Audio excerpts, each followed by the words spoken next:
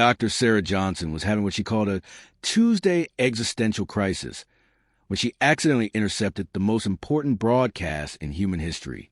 She'd been monitoring deep space radio frequencies for 3 months, searching for signs of intelligent life, when her equipment started picking up what sounded like sports commentary in 47 different languages she'd never heard before. And there goes Uextiller, the Magnificent, phasing through 17 dimensions while juggling 3 collapsed stars. That's got to be a new record for quantum entanglement pole vaulting. The translator was having a breakdown, trying to process what it was hearing. Sarah dropped her coffee mug. It shattered on the floor of the monitoring station, but she didn't notice. Her eyes were glued to the screen, showing energy readings that made absolutely no scientific sense. Did that thing just say pole vaulting with collapsed stars? She whispered to herself. The broadcast continued. Oh, my cosmic essence. The Vorthack competitor just folded space-time into a pretzel and used it as a springboard. The judges are conferring in the 7th dimension. Within an hour, Sarah had called every scientist she knew. Captain Mike Davis, the military liaison keeping an eye on the research station, showed up first. He mostly just ate their snacks and complained about paperwork. You interrupted my lunch for alien sports? Mike asked, unwrapping what appeared to be his 4th sandwich. Not just alien sports, Sarah said, practically vibrating with excitement. The alien sports. Mike, I think we've discovered the Galactic Olympics. Tommy Wilson, their engineer who could fix anything with duct tape and stubbornness, poked his head through the door. Did someone say aliens? Because I've been getting weird readings from the communication array. It's sports. Sarah shouted, waving her hands at the screens. Listen to this. The broadcast crackled back to life. The Crystalline Confederation team is now performing synchronized molecular reconstruction while surfing gravitational waves. Their technique is flawless. Tommy blinked slowly. That's definitely not normal. Janet Miller, their diplomatic protocol expert, arrived looking like she'd just seen every regulation manual catch fire simultaneously. Please tell me you didn't call me away from filing important paperwork to listen to illegal alien transmissions that could start an intergalactic incident, she said. Technically, we're not transmitting anything back, Sarah pointed out. We're just observing. It's like cosmic cable television. That's not how diplomatic law works. Janet started frantically pulling up files on her tablet. There are procedures for first contact. Protocols.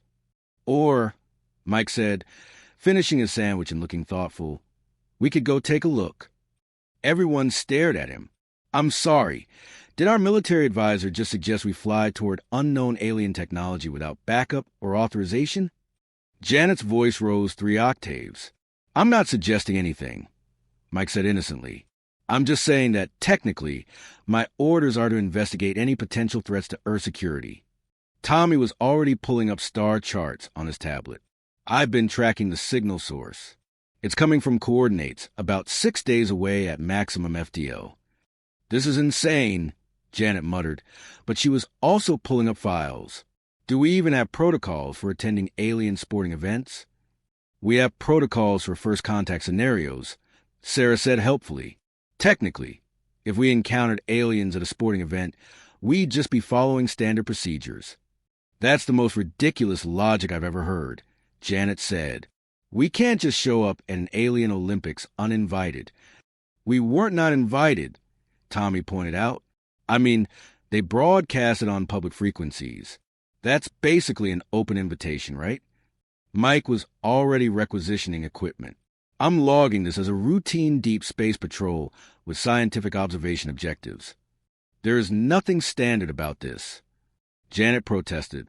Sarah was bouncing on her toes with excitement. Think about it, Janet. We'd be conducting the most important anthropological research in human history. First contact through sports. We don't know that sports are universal. Janet replied. What if their sports are actually religious ceremonies? What if showing up uninvited is considered an act of war? Only one way to find out, Mike said cheerfully, signing off on supply requisitions. Tommy was already headed toward the engineering bay. I'll start prepping the ship. We'll need better communications equipment and probably more duct tape. That's not a real protocol. Janet called after him. It is now, Sarah laughed, following Tommy. Come on, Janet. The Olympics only happen every 500 years, according to the broadcast. Janet stood alone in the monitoring station, listening to alien commentators describe something called temporal racing, where contestants compete to arrive before they started. She looked at her tablet full of protocols, then at the screens showing impossible athletic achievements.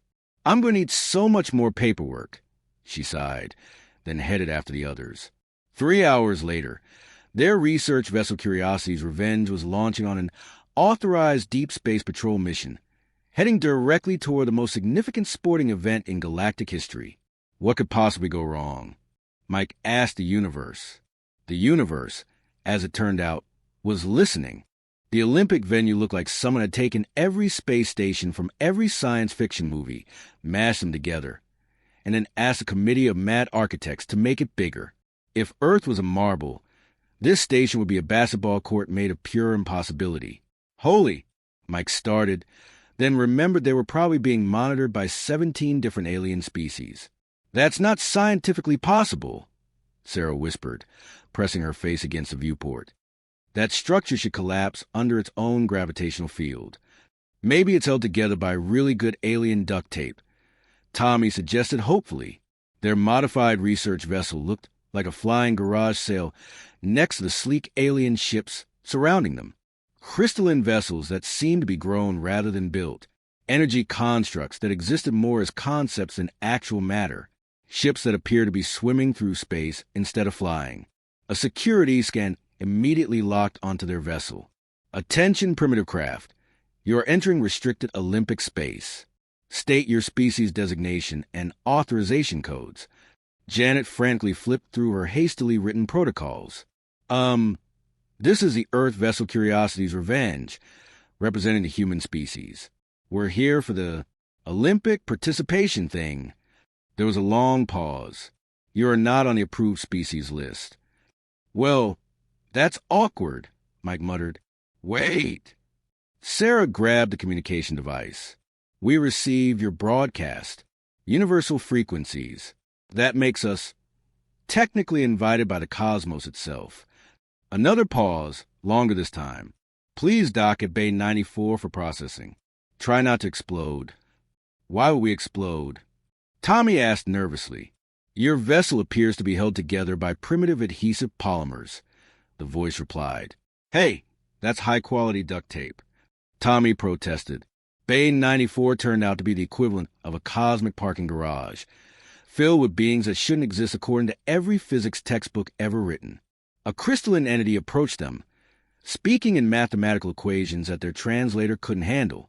I think it's asking for our registration, Janet said, squinting at her tablet. A gelatinous blob rolled up next to the crystal being. Greetings, carbon-based newcomers. I am Blobert the Bureaucratic, Deputy Assistant to the Subcommittee on Unexpected Arrivals. You're not supposed to be here. Technically, Sarah said, putting on her best scientific authority voice, since we received your broadcast signal, we were invited by the fundamental laws of physics. You can't argue with physics. Blobert somehow managed to look skeptical despite being a blob. I can argue with whatever I want. I have 17 advanced degrees in cosmic law. An 8-arm being covered in ceremonial jewelry floated over. What is this disturbance? I am High Priestess Vexia of the sacred Olympic traditions. These mammals are not in the official roster. We're here for the anthropological research, Janet said weakly, waving her protocols. And the sports. Sarah added enthusiastically. We love sports. We invented several sports. Baseball, basketball, extreme ironing. What is extreme ironing? Vexia asked, all 8 arms crossed. You iron clothes in dangerous places, Tommy explained. It's surprisingly entertaining. The aliens exchanged looks that somehow conveyed thousands of years of cultural confusion. There's an ancient rule, Blobert said slowly, that any species capable of reaching the Olympic venue may participate if they pass the trial of worthiness. What's the trial of worthiness? Mike asked. You must demonstrate your species' unique contribution to the cosmic order, Vexia explained. Each species shows their mastery over fundamental forces, their spiritual enlightenment, or their evolutionary perfection. The humans looked at each other. What's our unique contribution? Janet whispered, stubbornness. Sarah suggested, the ability to survive on caffeine and spite. Mike offered, making things work with insufficient resources. Tommy added, those aren't cosmic abilities. Janet hissed. Meanwhile, other species were demonstrating their trials. Crystalline beings created matter from pure thought. Gas-based life forms manipulated gravity through interpretive dance. Silicon-based creatures solved mathematical proofs by rearranging their molecular structure. We're doomed, Janet moaned. Wait, Sarah said suddenly. What if our unique ability is that we compete for fun? Look at them. They're all so serious. Honor, glory, cosmic balance, spiritual enlightenment. But we just play. That's ridiculous. Janet started. Is it? Mike pulled out a coin. Tommy, rock, paper, scissors for who goes first in the trial. You're on. Tommy grinned. What followed was the most intense, dramatic, completely pointless rock, paper, scissors tournament in galactic history. They argued over rules, created elaborate backstories for their hand gestures, and celebrated victories like they'd just won the actual Olympics. The aliens watched in complete bewilderment. They're competing for no purpose, Blobert observed. The outcome has no cosmic significance, Vexia agreed. They appear to be enjoying the process more than the result. The crystalline being calculated. Is that allowed? Asked an energy entity. Sarah won the tournament with a controversial rock defeats everything, because I believe in a strategy that made absolutely no sense but somehow worked. Fascinating, Vexia said. Your species competes for enjoyment? Best reason there is, Sarah beamed. This is unprecedented, Blobert admitted. But intriguing. Very well. Humans are granted provisional competitor status. You may participate, but we reserve the right to revoke this if you break reality. We'll try not to, Mike promised. That's not reassuring, Janet muttered. They were handed registration forms in 17 different languages, none of which had words that made sense. The actual Olympic events included dimensional surfing, quantum wrestling, telepathic poetry slams, gravity manipulation sculpture, and time dilation racing. So, Tommy said cheerfully, which impossible sport should we fail at first? All of them, Sarah said with determination. We're going to fail so spectacularly that it becomes an art form. That's the spirit. Mike laughed. Janet was frantically scribbling notes. Tomorrow we make history. Or at least really entertaining footage for the Galactic blooper reels. The universe, it seemed, had a sense of humor after all. The opening ceremonies were supposed to be a dignified parade of galactic civilizations. Each species entered with elaborate displays of their evolutionary mastery. Energy beings created aurora light shows that painted new colors across the spectrum. Hive minds moved in perfect synchronization that made professional dancers look like toddlers having seizures. Ancient species demonstrated casual control over fundamental forces of reality. Then came the humans. Tommy's jury-rigged systems chose that exact moment to malfunction, creating what looked like intentional fireworks, but were actually small controlled explosions. Their entrance music was Earth's greatest hits playing simultaneously, because nobody had explained the concept of one song at a time to the alien sound system. Sarah waved enthusiastically, while accidentally broadcasting her thoughts to every telepathic species in attendance. This is amazing. I wonder if that crystalline being tastes like rock candy. Oh no, can they hear this? Hi, telepathic aliens.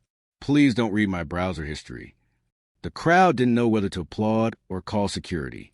Mike saluted in 17 different ways, trying to be respectful to all species, which mostly looked like he was having some kind of seizure. Janet speed walked behind them, frantically reading ceremony protocols while trying not to trip over her own feet. The humans appeared to be performing some kind of interpretive chaos dance, the announcer said, clearly confused. We're getting reports that this might be performance art. The first actual event was dimensional surfing. Contestants had to navigate through folded space-time while maintaining physical coherence. Other competitors treated dimensions like familiar neighborhoods, casually stepping between realities like they were changing rooms. Sarah approached it like extreme skiing while having an existential crisis. Okay, just imagine it's like physics, but with more physics, she muttered, stepping onto the dimensional platform. What happened next defied several laws of reality. Sarah got completely lost in a parallel dimension where everyone was slightly different and the laws of physics ran on different operating systems. She panicked, which somehow activated a quantum uncertainty field. Her desperate thought of, "I want to go home," created an accidental shortcut through folded space. She emerged at the finish line covered in interdimensional static, her hair standing straight up and glowing faintly purple. Unorthodox technique, the judge said carefully, but effective? Sarah scored dead last in style points, but surprisingly high in innovation. The alien commentators were baffled. The human seems to surf dimensions through pure anxiety. This is either brilliant or completely insane. Why not both? Sarah grinned, still crackling with dimensional energy. Next up was quantum wrestling, where competitors existed in multiple quantum states simultaneously, wrestling all possible versions of their opponent at once. Mike faced Zeftar, a being of pure energy who could exist in 47 states simultaneously. Mike's strategy was simple. Move really, really fast and hope for the best. "I'll just wrestle all the quantum states by being everywhere at once," he announced confidently. What followed was the most confusing athletic event in galactic history.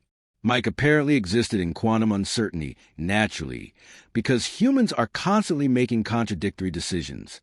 He somehow performed what the judges called Schrodinger's grapple, simultaneously winning and losing until someone observed the outcome.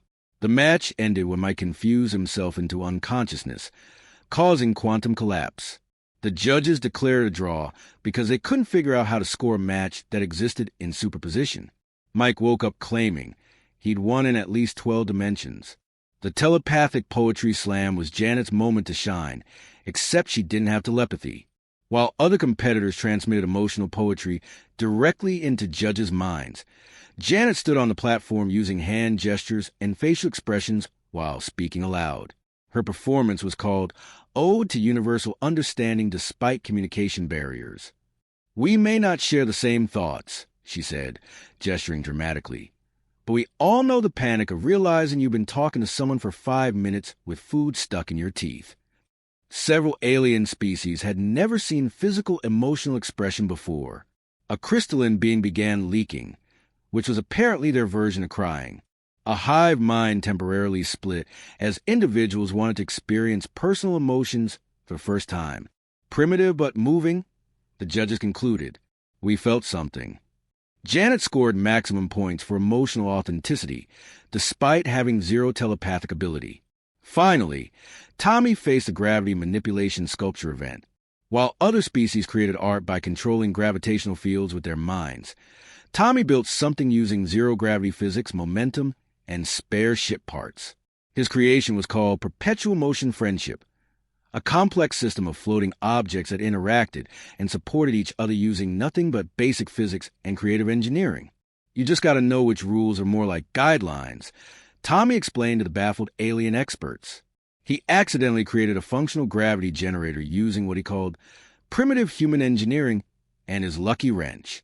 This technology shouldn't work, an alien scientist protested. It violates several laws of physics. Yeah, but it does work, Tommy shrugged. Sometimes physics just needs a little encouragement. Tommy technically placed last, but 3 different alien species wanted to study his impossible sculpture and get his autograph. As the first day of competition ended, the humans had managed to fail spectacularly at every single event, while somehow earning the confused respect of alien civilizations. Tomorrow, Sarah announced, still glowing faintly from dimensional static, we fail even better. The aliens were starting to realize that humans didn't just break rules. They broke the concept of rules existing in the first place. By the 3rd day, alien competitors were getting nervous. The humans weren't just participating anymore. They were accidentally revolutionizing everything they touched. Energy beings held emergency meetings that looked like light shows having anxiety attacks. The Crystalline Confederation calculated probability matrices that kept returning error messages. Ancient wisdom keepers were frustrated that humans ignored fundamental cosmic laws and somehow made things work better. The primitive chaos species is becoming unpredictably effective. Zeftar complained during what he thought was a private conversation. Janet, who had been practicing her newfound skill of reading alien body language, overheard everything. She called an emergency team meeting in their assigned quarters, which was basically a glorified storage closet. "They're planning something big," she whispered. "They want to challenge us to an ultimate event where our primitive chaos can't work." "Joke's on them," Mike said, upside down because he was still figuring out the artificial gravity controls. "Chaos is literally our specialty." "What's the ultimate event?" Sarah asked, still occasionally sparking from her dimensional surfing adventure. "Something called the Harmony of All Things," Janet read from her notes. "It's a team event requiring perfect coordination across multiple dimensions, time streams, and states of reality, never completed by a first-time species." Tommy looked up from the alien vending machine he was trying to fix with a paperclip. "So it's like interdimensional laser tag mixed with time travel group therapy?" "That's actually not a terrible comparison," Janet admitted. The next morning, High Priestess Vexia announced a challenge with all the dramatic flair of someone who had been waiting 500 years for this moment. The ultimate test requires mastery of 7 fundamental forces, navigation through past, present, and future simultaneously, and perfect unity of thought and action. Teams must work in harmony with the cosmic order itself. "Or," Sarah whispered, "we could just wing it and hope for the best." "That's been working so far," Mike agreed. The course was impossible. Teams entered a dimensional maze where the past section required navigating through historical events without changing anything. The present section needed mastery of forces that humans had barely discovered. And the future section demanded making decisions that would optimize outcomes across multiple timelines. Other teams prepared for hours. Crystalline beings calculated optimal paths using mathematics that required 3 dimensions just to write down. Energy entities meditated until they achieved perfect cosmic alignment. Ancient species consulted wisdom accumulated over millions of years. The humans ate alien snacks and argued about tactics. "I still think we should just follow the pretty lights," Tommy said. "That's not a strategy." Janet protested. "It's worked so far," Sarah pointed out. The race began. Every team, except the humans, had a plan. The Crystalline Confederation used advanced algorithms.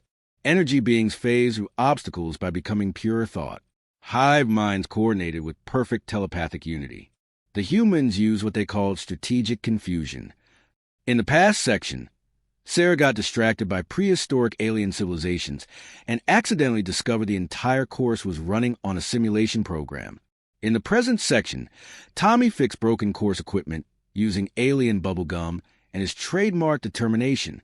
In the future section, Mike made tactical decisions based entirely on gut instinct that somehow optimized all possible timelines.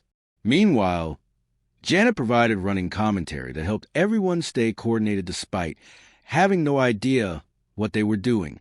"Sarah, stop trying to interview the historical hologram." "Tommy, that's not supposed to be removable." "Mike, I don't think that decision makes sense, but somehow it's working." The course began breaking down because human unpredictability created feedback loops the system couldn't process. Other teams found themselves trapped in recursive loops as the maze tried to adapt to chaos that followed no logical pattern. "The course is malfunctioning," Vexia announced in panic. "No," Sarah realized suddenly. "It's not testing mastery. It's testing adaptation to the impossible." Instead of conquering the challenge like every other species, the humans embraced the chaos and started helping other teams navigate the collapsing course. They created improvised solutions that made no sense but worked anyway. "This way," Tommy called to a trapped crystalline team. "Just ignore the laws of physics and follow the loud noises. Trust the confusion," Mike shouted to bewildered energy beings. "It's more reliable than logic." The course stabilized. Every team finished together, supported by human chaos management. The judges spent 3 hours in deliberation that sounded like a philosophical argument conducted in mathematical equations. Their final decision was unprecedented. Everyone won because humans had redefined the nature of competition itself. The carbon-based chaos species has demonstrated that victory through collaborative disorder is not only possible, but superior to traditional individual mastery, the lead judge announced. The humans received medals for most entertaining cosmic disruption and honorary galactic citizens for expanding the definition of possible. 3 alien species requested cultural exchange programs. Others wanted to study human strategic incompetence. Sarah published a paper on quantum mechanics through emotional confusion that became required reading in 17 star systems. Mike's military report read simply, "Mission successful, made friends, broke physics, didn't start war." Tommy's impossible engineering innovations were licensed by multiple civilizations. Janet became the first human ambassador to the Galactic Athletic Council. 6 months later, Earth received an official invitation to the next Olympics. The only problem was they happened every 500 years, and humans were notoriously impatient. Earth's solution was typically human. They decided to host intergalactic friendship games. In the meantime, Sarah was already intercepting broadcasts from other sporting events across the galaxy when the first alien ships arrived for the inaugural Earth Games. Humans weren't invited to the Galactic Olympics, she announced to the assembled crowd, but now everyone wants to come to ours.